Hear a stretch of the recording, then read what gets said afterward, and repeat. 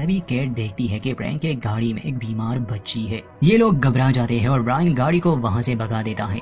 हालांकि फ्रैंक इन्हें रोकने की कोशिश करता, मगर कुछ दूर जाने पर इन्हें पता चलता है कि गाड़ी खराब हो चुकी है और उसे अब समय पर रिपेयर नहीं किया जा सकता। हालांकि बाद में बॉबी इस बात पर पछता रही थी कि वो आदमी बस थोड़ा सा फ्यूल मांग रहा था। अब इन्हें फैसला लेना पड़ता है क्योंकि अब ये इस गाड़ी में नहीं जा सकते और फ्रैंक ज्यादा दूर नहीं है, तो ये अपना सारा सामान और फ्यूल लिए फ्रैंक के पास जाते हैं। उसे कहते हैं कि तुम जहाँ जाना चाहते हो हम तुम्हें वहाँ पहुँचा देंगे, बदले में हमें तुम्हारी गाड़ी चाहिए। खैर फ्रैंक इसके लिए भी तैयार था। असल में वो जाना चाहता था एक स्कूल में। फ्रैंक कहता है कि पिछले हफ्ते मैंने एक रेडियो ट्रांसमिशन सुनी थी, उन्होंने किसी तरह का सीरम बनाया है जिससे बीमार लोगों को ठीक किया जा सकता है। ये सुनकर ब्रायन हंसने लगा। कहता है कि इस तरह की बहुत सी कहानियां मैंने सुनी है, इस बीमारी का कोई इलाज नहीं। मगर फ्रैंक कहाँ मानने वाला था। खैर डैनी को एक आइडिया आता है क्योंकि गाड़ी में पहले से ही इन्फेक्टेड बच्ची थी, मतलब कि फ्रैंक की बेटी। तो ये गाड़ी के बैक साइड को सील कर देते हैं और बाकी के गाड़ी में कॉलर्स डाल देते हैं ताकि इन्फेक्शन का खतरा कम हो।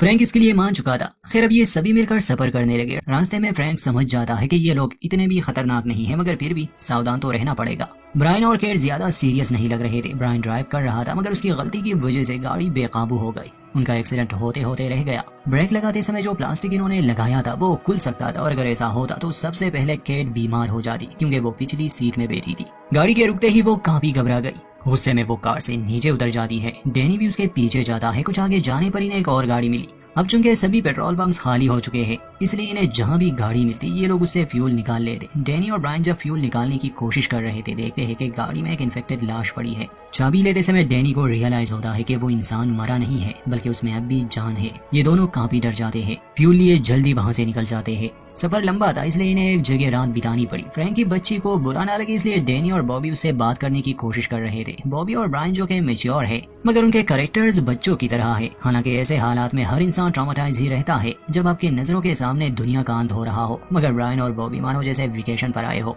खैर रात गुजर जाने के बाद अगले दिन ये स्कूल में पहुंच जाते हैं जहाँ फ्रैंक के हिसाब से कुछ रिसर्च चल रही थी और सीरम बनाया गया है। बॉबी और फ्रैंक की बच्ची कार में रह जाते हैं। बाकी लोग स्कूल के अंदर चले गए, मगर ये देखकर फ्रैंक निराश हो गया कि उन्होंने कोई सीरम नहीं बनाया, बल्कि बहुत से लोग मारे गए। बस एक आखिरी डॉक्टर और कुछ बच्चे थे जिन्हें वो डॉक्टर खत्म करने वाला था। वो डॉक्टर खुद कहता है कि अब कोई उम्मीद नहीं है। ये कहकर वो अपने साथ साथ उन बच्चों को भी मौत के नींद सुला देता है। बाहर गाड़ी में बच्चे और बॉबी थे। तभी फ्रैंक की बच्ची को कुछ होने लगा। बॉबी उसे तड़पते हुए देख नहीं पाती। वो उस प्लास्टिक को हटा देती है। उसका मास्क भी नहीं था, जिसका मतलब कि उसने वायरस इनहेल किया। फ्रैंक, ब्रायन और डैनी जब बाहर आते हैं तब तक बच्ची की हालत ठीक हो चुकी थी, मगर अब बॉबी की खैर नहीं। वो ये बात अपने साथियों से शेयर नहीं करती क्योंकि फ्रैंक के लिए कोई उम्मीद नहीं बची। इसलिए वो अपनी बेटी को लिए वहाँ से पैदल ही जाने लगा। हालांकि डैनी ये नहीं चाहता था, मगर ब्रायन कहता है कि हम इसमें कोई मदद नहीं कर सकते। हमने अपना वादा पूरा किया। उसे यहाँ तक आना था और हम उसे यहाँ तक ले आए। अब उसे जाने दो और अपनी जान बचाओ। ये लोग गाड़ी को अच्छी तरह से साफ करते हैं और अपने सफर पर निकल जाते हैं, मगर रास्ते में कुछ घर आते हैं। रात होने वाली थी, इसलिए ये लोग यहीं पर रात बिताने का फैसला करते हैं। बॉबी को अंदाजा हो चुका था कि वो इन्फेक्टेड है और अगर वो अपने साथियों को ये बताएगी तो वो उसे छोड़कर चले जाएंगे। रात ये लोग कम्युनिटी हाउस में बिता रहे थे। जल्द ही इन्हें पता चलता है कि ये यहाँ अकेले नहीं है। असल में यहाँ भी काफी सारे लोग रहते थे, मगर वो काफी ओवर प्रोटेक्टेड थे। खैर वो इन्हें मारते नहीं, मगर सबकी जान जरूर करते हैं। अगर इनमें से कोई भी बीमार हुआ तो ये लोग सभी को यहाँ से भेज देंगे, अगर नहीं तो ये यहाँ रह सकते हैं। ब्रायन और डैनी की जांच होती है, वो तो ठीक थे, मगर जब लड़की अपनी शर्ट उतारती है पता चलता है कि बॉबी के शरीर पर इस बीमारी के आसार साफ नजर आ रहे हैं। यहाँ के लोगों के पास हथियार थे, इसलिए वो धमकी देते हैं कि यहाँ से चले जाओ अभी के अभी।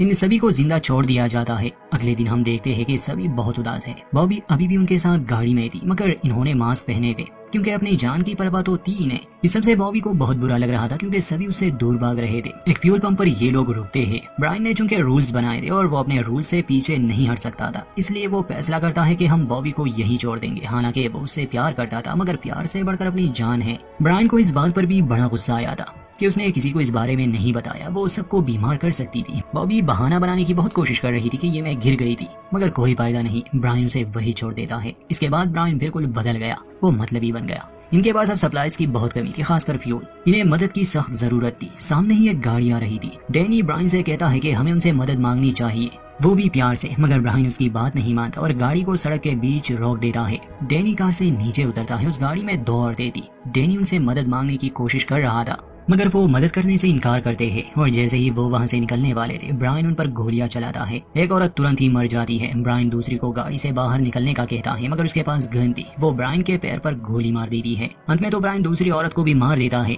मगर ब्रायन की हालत सीरियस थी। खैर डैनी और केट ब्रायन को गाड़ी में डाल देते हैं। इनके पास कोई मेडिसिन भी नहीं थे तो डैनी फर्स्ट एड किट की तलाश करने लगा। वो एक घर में घुस जाता है जहां वो देखता है कि एक डॉग अपने ही मालिक को खा रहा है। वो डॉग जैसे ही डैनी पर हमला करने वाला था डैनी उसे शूट कर देता है। कुछ एंटीबायोटिक उसे मिल जाते हैं मगर ब्रायन भी इन्फेक्टेड हो चुका था क्योंकि वो कई बार बॉबी से मिला था। रात को ये एक जगह रुकते हैं जैसे कि ब्रायन ने रूल्स बनाए थे कि इन्फेक्टेड इंसानों से हर हाल में दूर रहना, तो डैनी उसे छोड़ने का फैसला करता है।